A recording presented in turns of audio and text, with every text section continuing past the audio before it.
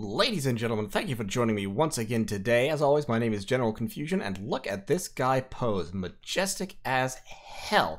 Welcome back to Total War Warhammer 2. We are playing the Skaven once again. I've been practicing them a lot lately. There are some matchups in which they have kind of a tough time, but I think they're still valuable. I still like them. And so today we are taking the Skaven against Chaos, and as you might have noticed, we are taking a very unusual lord choice. This is a warlord on the Bonebreaker. Now, the Rat Ogre Bonebreaker is not used a whole lot because basically he makes you large.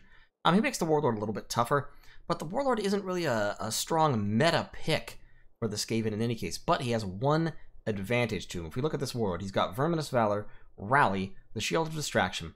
His stats are actually pretty good, and most importantly, he's super cheap. This guy costs only about 1,300 gold, less than 1,400, like 1,350, something like that. So in any case, he's a monstrous infantry. He's pretty tough. Low armor, unfortunately, for a lord. But he hits pretty hard. He's pretty tough. He has frenzy, and he's fast, relatively speaking.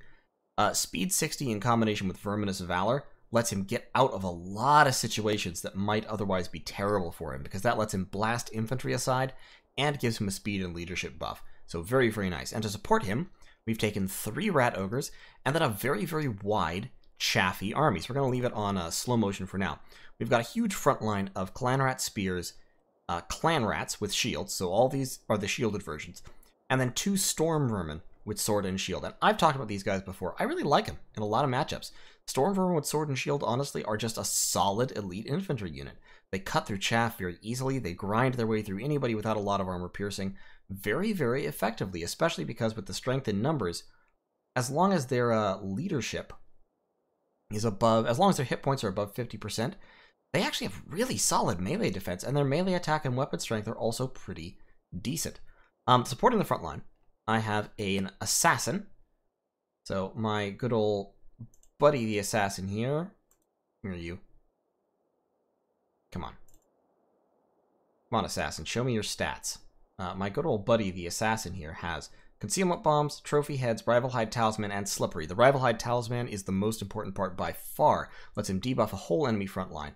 And then the Warlock Engineer, very, very cheap setup, only about 800, 900, something like that. Warpstone Armor for the Mortis Engine effect, Warp Lightning, Howling Warp Gale, and Death Frenzy, which makes a unit immune to Psychology when he hits them with it. So, huge front line. This is actually a full stack. Over here, I have 2 Night Runner Slingers, who are currently being attacked by Chaos Warhounds and Marauder Horsemen. But look, Night Runners are actually not bad in combat.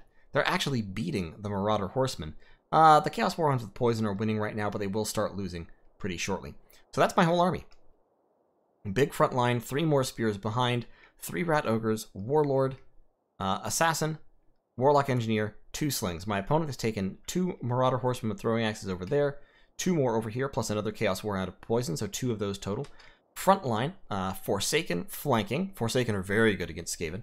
In the front, he's got Chaos Marauders. Cheap infantry is normally very good against the Skaven, but against this build, not so much. Then in the back, he's got Chaos Warriors, Chaos Warrior Great Weapons, Chaos Warriors Great Weapons, and Chaos Warriors, so 2 of each. 1 unit of Chaos Spawn, also usually very good against Skaven, and look at those disgusting beasts. Oh, they're so gross. And Archaon, the Ever-Chosen, who's gotten a lot better in this latest patch, and he's brought Stand or Die, Foe Seeker, the Burning Head, Flaming Sword of Ruin, Cascading Fire Cloak, Fireball, and Kindle Flame. Don't know about the usefulness of Kindle Flame necessarily, but pretty good, solid stuff otherwise. So, my line is advancing headlong. My assassin's actually pulling back. He got a little bit overeager.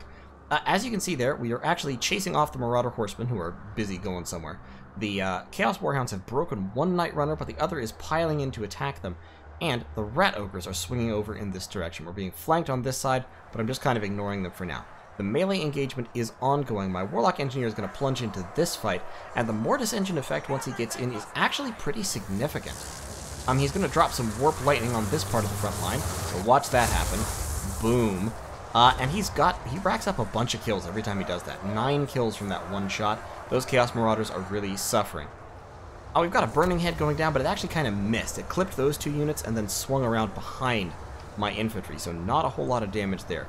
My Assassin has dropped the Rivalhide Talisman. He's debuffing everybody's melee attack, including Archaon's. Archaon is down to 8 melee attack, 15 melee defense, and the Assassin is actually going in, taking a lot of damage, because Archaon, even in this state, is still no pushover. But the Assassin's getting a little bit of chip damage on him as well. And over here, the Skaven are actually routing off the Chaos Infantry, which is not a phrase you hear all that often. Over here, we've chased off the Marauder Horsemen. A unit of Clanrat Spears that routed are coming back, and my Night Runners, my one surviving unit, are swinging around the rear. Another Warp Lightning going down, blasting those Chaos Warriors with great weapons who happen to be standing around not doing much. And the Chaos Marauders are in full rout. We do have another unit of great weapons right here, but they're losing the fight against the Storm Vermin. Storm Vermin are honestly really solid. And then the Warlock Engineer gets in, and that Mortis Engine effect just really starts ripping them up. Back here, these Spears are trying to chase down the Marauder Horsemen with throwing axes, who are trying to get into position to throw at my Rat Ogres, who are piling in to overwhelm the Forsaken. The Forsaken have racked up 120 kills in a big hurry, but they are now dying. In the middle, these Chaos Warriors with great weapons are just being burned down. Yes, they've got better stats now from the Cascading Fire Cloak. Really doesn't matter. It's the Mortis Engine effect that's killing them, not the units. The Storm Vermin are just surviving. Over here, the Rat Ogres have really piled in. The Night Runners with slings are throwing at the Chaos Spawn, burning them down, but they're going to shift their fire onto the Marauder Horsemen with throwing axes, because those guys are going to be a huge nuisance. All along the line, my infantry have actually been winning. The Marauders have collapsed and fallen back. That Warp Lightning is blasting these Chaos Warriors with great weapons, doing huge damage to them. And Storm Vermin really can hold their own against Chaos Warriors. It's very impressive. Getting some leadership buffs in here. The Chaos Cavalry are coming in, but my Night Runners have now shifted their target. So they'll be throwing their little spiked metal balls at these Marauder Horsemen over here. And they do pretty significant damage against low armor units like this, even past the shields. Rat Ogres still doing really, really well.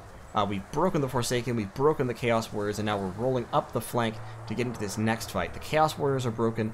Up here, those Storm Vermin with Sword and Shield, we dropped the Death Frenzy on them, so their melee attack is very, very high, and they are cleaving these Chaos Warriors, just doing a really good job. Over here, Archaon is being caught, and once again he has the trophy heads on him. His melee attack is still super, super high, but his melee defense is very low, blasting more Warp Lightning down. That Warlock Engineer now has 45 kills against high-value infantry. It is pretty special. He is a good fighter for his cost. And now the Brute Squad is rushing in to crush these Marauder Horsemen who are charging into the infantry line, and they are in a bad way. Instantly. When all these Rat Ogres pile in, 46 kills on that group, 24 on that group, 9 on the Warlord himself.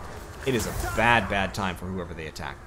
Archaon's in the middle of a blob, and honestly that's kind of where he wants to be, but he is now also getting hit by the Mortis Engine effect. So in the middle of this blob, even though he's not taking a lot of damage, well, actually it doesn't appear to be affecting him. I guess maybe that doesn't affect him? It definitely affects the Chaos Warriors, though. Interesting, I didn't notice that before. I guess maybe Archaon is immune to the Mortis Engine effect. But more Warp Lightning blasting down. These Forsaken, tons and tons of kills, but it really doesn't matter. They just killed a whole bunch of rats.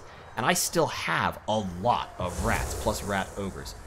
Archaon the Everchosen is now going to be the next target of the Brute Squad, and he is just getting pounded out. It actually helps him that he's on foot right now. If he was on a horse, this charge would have probably ruined him very, very quickly.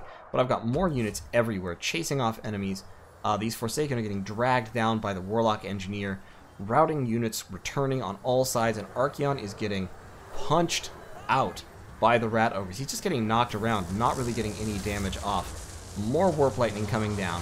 Gonna blast those Marauder Horsemen with throwing axes and tank their morale. We've got Spears coming in to chase them from behind.